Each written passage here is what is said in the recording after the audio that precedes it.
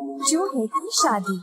एक बार गंगा के तट के किनारे था एक सुंदर सा आश्रम जहाँ पर कुछ तपस्वी रहते थे शांति से, और गुरु यज्ञ के कुछ चेले जो हमेशा ध्यान करने में मग्न रहते। गुरु यज्ञ आत्मा अनुशासन का पालन किया करते थे। एक दिन जब गुरुजी स्नान कर रहे थे, तब एक चील अपने पंजे में एक चूहे को लिए उधर से उड़ रहा था। अचानक से चूहा चील के पकड़ से छूट गया और सीधा गुरुजी के हाथों में गिर पड़ा। जब गुरुजी ने देखा कि वो चील अभी भी उधर ही उड़ रहा था, तो उन्हें लगा कि इस चूहे को अकेला छोड़ना सही नहीं होगा। चूहे को एक बरगद के पेड़ के पास रखा और अपना स्नान पूर्ण किया। अपनी शक्तियों का इस्तेमाल करके उन्होंने उस चूहे को एक छोटी सी लड़की में बदल डाला और आश्रम ले गए। उन्होंने अपनी धर्मपत्नी से कहा, मेरी प्रिय, इस बच्ची को एक प्रदान मानकर स्वीकार करो, क्योंकि हमारे पास खुद की संतान नहीं है।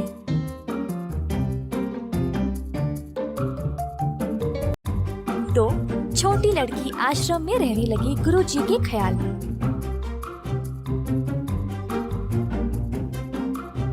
उसने बहुत ज्ञान पाया और दुनिया के बारे में भी बहुत कुछ सीखा। दोनों गुरुजी और उनकी पत्नी को अपनी अनोखी पुत्री पर गर्व था। एक दिन गुरुजी ने ध्यान दिया कि अब उनकी बेटी विवाह के लायक हो चुकी थी।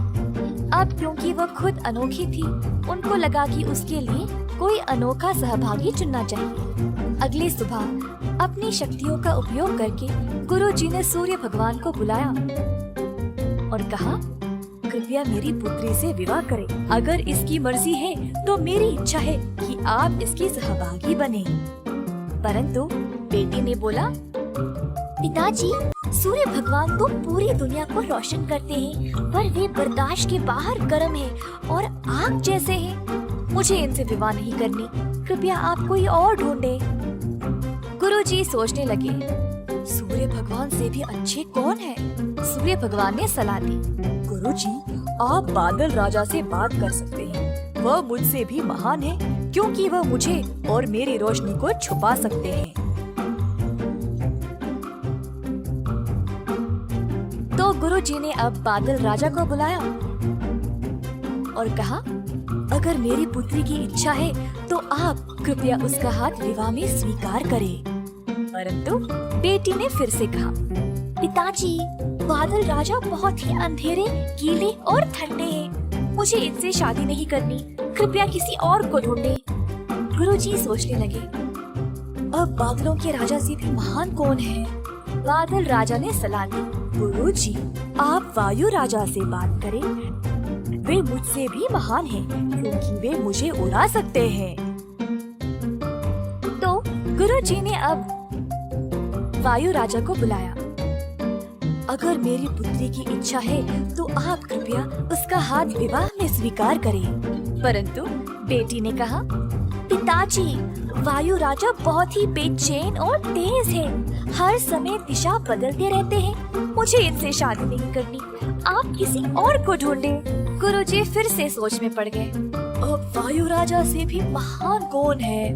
वायु राजा ने सलाह दी, गुरुजी, आप पर्वत महाराज से बात कर सकते हैं। वे मुझसे भी महान हैं, क्योंकि वे मुझे रोक सकते हैं। तो गुरुजी ने अब पर्वत महाराज को बुलाया और कहा, अगर मेरी पुत्री की इच्छा है तो आप कृपया उसका हाथ विवाह में स्वीकार करें। पर बेटी फिर से बोल उठी, पिताजी, पर्वत महाराज बहुत ही सख्त और कठोर है। वह एक ही जगह रहते हैं। मुझे इनसे शादी नहीं करनी। कृपया आप किसी और को चुने। गुरुजी सोचने लगे, अब पर्वत महाराज से भी महान कौन है? पर्वत महाराज ने सलाह दी, क्यों ना आप चूहे के राजा से बात करें। वह मुझसे भी महान है, क्योंकि वे मुझ में भी छेद बना सकते हैं।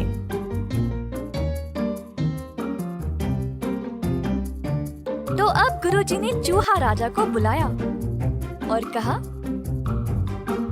अगर मेरी पुत्री की इच्छा है तो आप कृपया उसका हाथ विवाह में स्वीकार करें।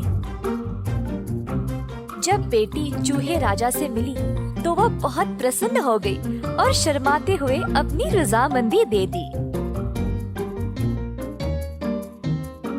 अब अंत में गुरुजी अपनी शक्तियों का उपयोग करके अपनी बेटी को वापस एक सुंदर चूही में बदल डाला,